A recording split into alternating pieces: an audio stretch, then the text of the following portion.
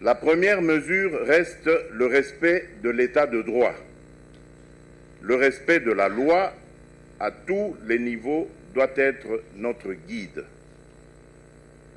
À ce sujet, je fais appel à tout le personnel judiciaire du pays, spécialement aux magistrats, qui doivent, en toutes circonstances, rendre une justice juste et équitable, sans pour autant céder à la tentation de corruption. Des moyens adéquats et conséquents seront mis à la disposition de la justice pour lui permettre de bien faire son travail.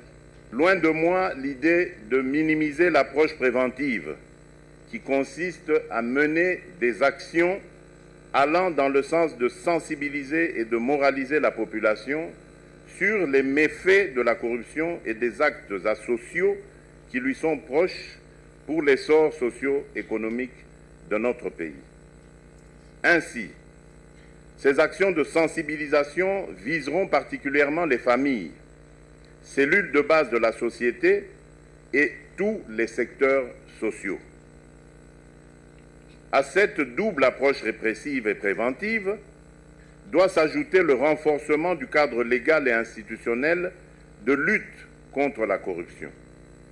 Cela requiert de revisiter notre arsenal juridique et institutionnel de lutte contre la corruption et de mettre en place d'autres mécanismes et moyens plus adaptés à la mutation du phénomène de la corruption avec des sanctions plus dissuasives.